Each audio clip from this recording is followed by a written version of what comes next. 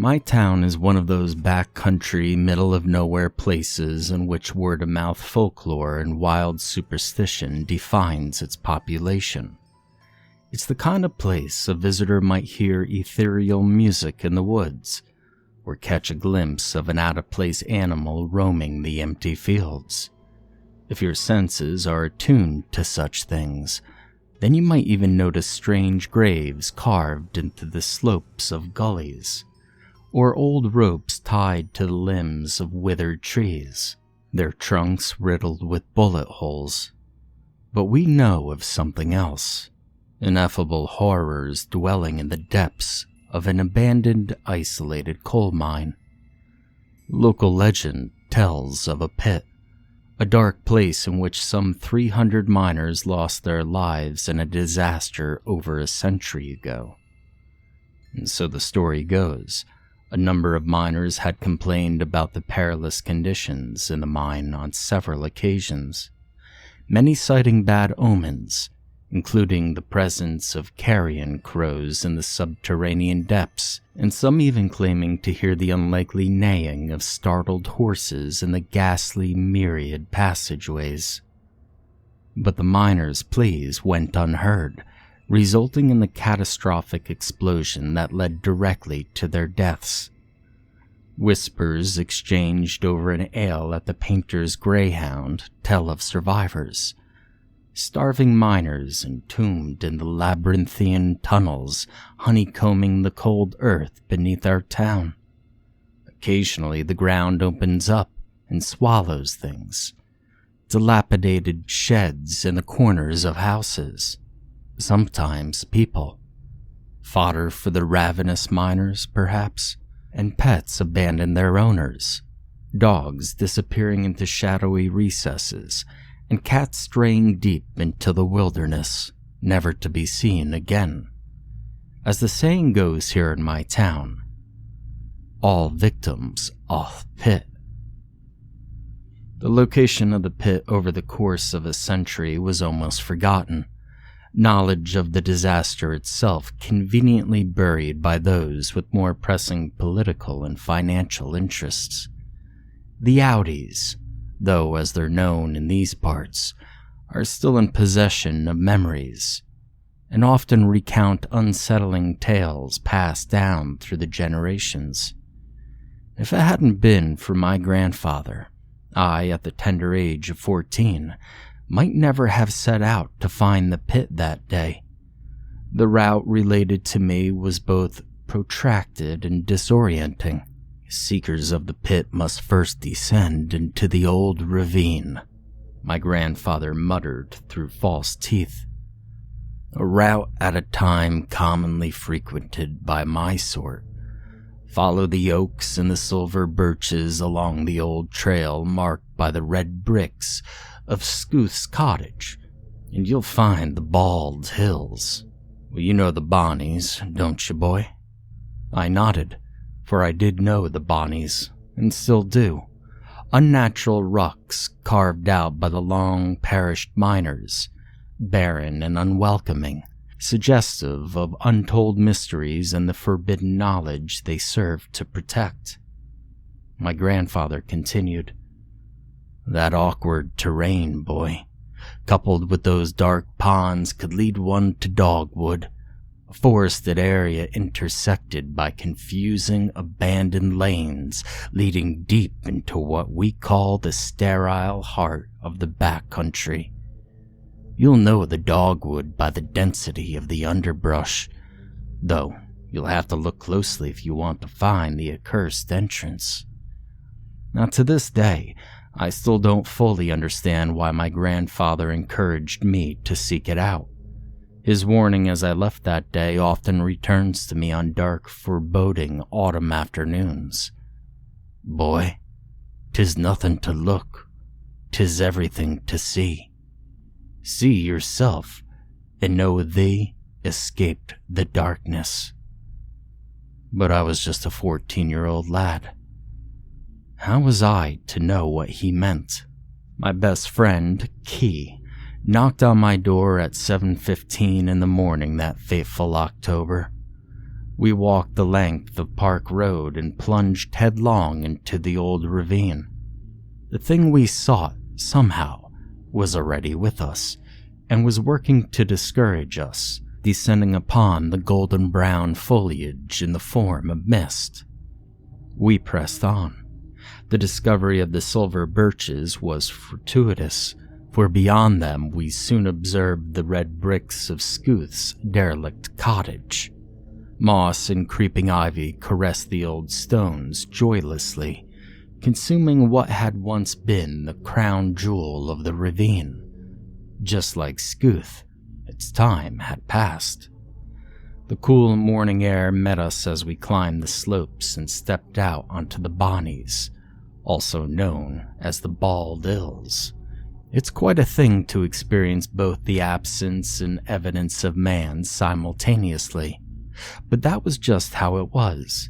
Standing there on the old rocks, a man-made landscape, abandoned, nature working to reclaim what it once possessed. The gravelly mounds hissed at us, exposed to the brisk autumn wind. Key and I traversed the hills hastily, avoiding the ponds, motionless bodies of water concealing horrible depths rumored to connect directly to the old tunnels, flooded passageways where the survivors were said to roam. In a moment of hesitation, we shuddered. We saw the tree line on the horizon, dense foliage forming a seemingly impenetrable wall. A cloud of mist hovered above the forest threateningly, and it whispered, "Turn back." But we didn't turn back. We happened upon that most sought-after location, Dogwood. Brushing the nettles and brambles aside, we discovered an old pathway, the tiniest amounts of gravel still visible beneath the grass and weeds. Mist shielded much of what lay beyond, so we stepped onto the path and made the conscious decision to keep to it. Deeper and deeper we drove into the underbrush, working hard to clear the path of shrubbery and other hindrances, blind to the inherent dangers one should be aware of in the proximity of a disused coal mine. A capped shaft presented itself as such a danger, several rotten timber planks straddling its hideous mouth. Luck was to thank for preventing an unfortunate tumble into the blackness beneath. The remains of an old railway line brushed against our boots as we closed in on our destination. The innumerable limbs of large trees clawing at the rusty tracks. Key was the first to note the change in the air. A staleness, a rancidity that had visibly affected the flora of the wood. As we neared its source, we saw fewer and fewer nettles, brambles, and ferns. Vegetation in general, seemingly afraid to flourish in what my grandfather had referred to as the sterile heart of the backcountry. Withered trees stood defiantly, though the souls the roots might once have harbored had long since departed. Even the soiled, gelatinous mud had been affected by the otherworldly blight. And then we saw it, the great arch marking the entrance to the site of the pit. The arch, an iron monstrosity, once beheld the name of the mine, though, upon our observations, the bold lettering had mostly eroded. 3 rust-nimbled letters remained, P-I-T. Trepidation begged us to flee, to return to the familiar comforts of home. The quiet town center, host to Margie's sandwich shop and Gilbert's newsagents, the ancient sprawling cemetery on Church Street, and Pollock's school for the deaf under the willows on Grundy Street. Even the lone silhouette of Lightning Tree standing atop of Broomhead's Hill was an image I would have happily traded for that of the dark, deathly visage of the deepest dogwood. We trudged onwards until we came upon the mare, and it filled us with dread. My father, a regular up at Painter's Greyhound, said that the seniors often spoke of an old mare, a pond but a stone's throw from the pit. Allegedly, the old miners used to wash their hands and faces in it, steadily darkening the water with coal. Other kids, in times gone by, who had set out in search of the mine, had happened upon the mare. Alarmed by the shade of the water, most had turned back, though some strayed too near and were never seen from again. One lad, the Audis would say, caught a glimpse of something strange in the still water, and in the grip of some inexplainable mania fled and flew himself into the pit. 2 witnesses returned from the wood in a near catatonic state, claiming the lad was pulled into the mouth by dark, ashen hands. The lad, like others, was never seen again, and there was no investigation into his disappearance. The Audis say that the lad was cursed, that their mare's a reflection of there in the pit. That lad should have kept his eyes off both. Thee's got first see theeself if thee wants first to live. Braver than most, Key and I approached the old mare and glared into the murky water. I swear to this day I've never seen water as dark. The face that looked back at me, a strange, warped vision of my own, haunts me to this day. As for Key, he offered no description of what he saw in there. Stepping away from the mare, we scanned our immediate surroundings. Beyond a smattering of withered silver birches, a trail marked by a rusty chain-linked fence led to our destination. We approached, mindful of the eroded metal fencing poking up out of the gelatinous earth, sharp and menacing. And some 15 paces further, and we were upon it. The pit. Blackened, charcoal-like trees loomed eerily above it, their poisoned limbs hanging limply, pointing towards the untold depths below. I still have difficulty describing it, not in terms of its outward appearance, as, quite simply, it was nothing more than a hole in the ground, some 15 feet in diameter. No. It was the inexplicable sensation that gnawed at my nerve endings and tugged at my faculties. That's what I have difficulty describing. To say the urge to flee was overwhelming would have been an understatement. Staring into that black abyss evoked an emotional response unlike anything I'd ever experienced before. It was as though Key and I had discovered the eye of Mother Earth herself, and to look directly into it was a sin punishable by a fate worse than death. And we had been warned.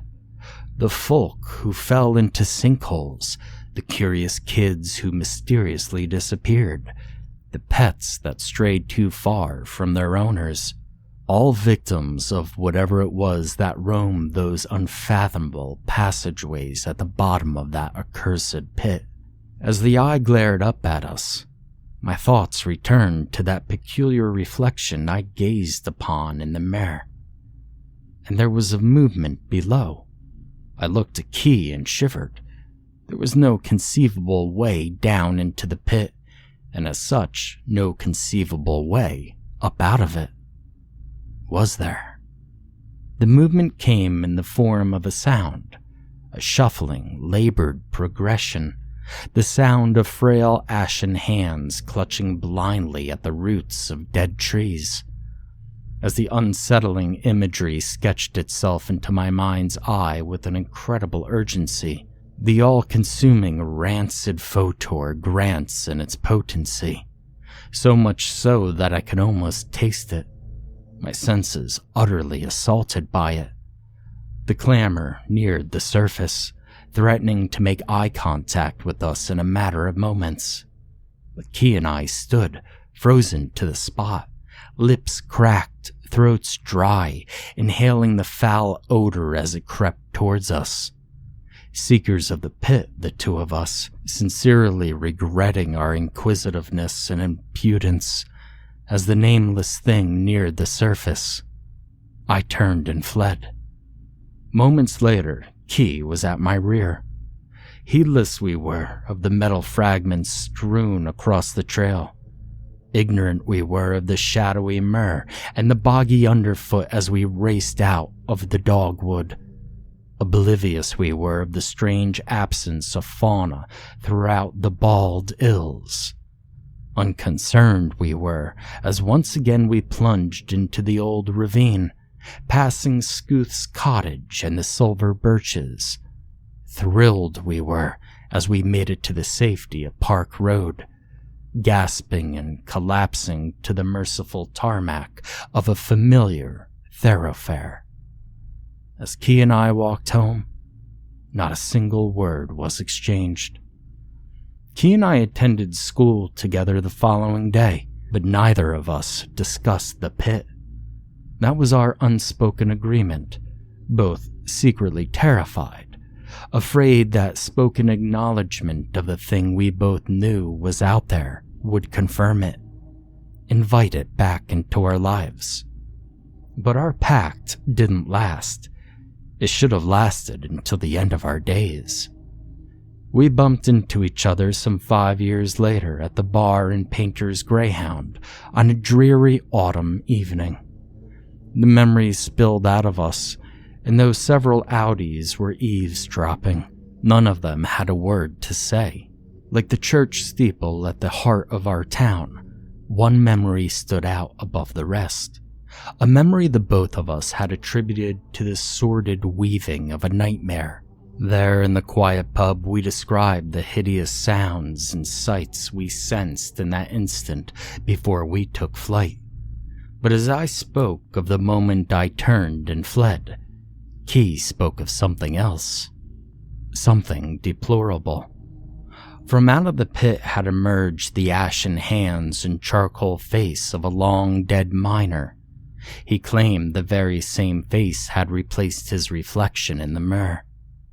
Its empty eyes studied him, and as it pointed a pallid finger in his direction, it whispered, "We're coming." It was with those fateful words Key had turned and fled. At the bar, his face fell, the color running out of it completely. He looked up at me. "They're coming for me," he muttered. "I know it." The next day, I received a telephone call. I recognized the caller as Daniel Tately, Key's younger brother. Daniel was morose, his voice but a whisper at the end of the line. There had been an incident at the Tately bungalow, one involving a sinkhole. I shuddered at the implications. The family had awoken in the early hours of the morning to a series of tremendous crashing sounds. Daniel and his parents, the latter of whom still refused to discuss the incident, rushed to Key's bedroom, flung the door open, and stood aghast as their son, brother, and friend was dragged kicking and screaming into a gaping hole, malnourished ashen hands clutching his head and arms. All this Daniel muttered in hushed tones. He spoke of Key's paranoia in the weeks leading up to the incident, an apparent preoccupation with the subterranean mines beneath our town, fears relating to the distant muffled sound of pickaxes, and the latent idea that a nameless thing from the heart of the mine had spent 5 long years searching for him. In his mind's eye, he had watched as it traversed the flooded depths, clearing collapsed corridors, looking for the precise location in which to dig hundreds of feet upwards. And he had listened as the encroaching clamor fueled his imagination, coupled with what Daniel referred to as an odor. An overpowering odor that even the family had noticed in the days leading up to the incident. "It got him," Daniel said. And it had. The pit, the occupants of the pit. Life in my town carries on. The few of us who remember such horrors exchange our tales and whispers over quiet ales in the painter's greyhound on chilly autumn nights. Occasionally, I revisit that fateful moment Key and I gazed into that old mare. I saw myself, but Key saw something else. As my grandfather once said, "Boy, 'tis nothing to look, 'tis everything to see. See yourself and know thee escaped the darkness." And now, finally, I know what he meant.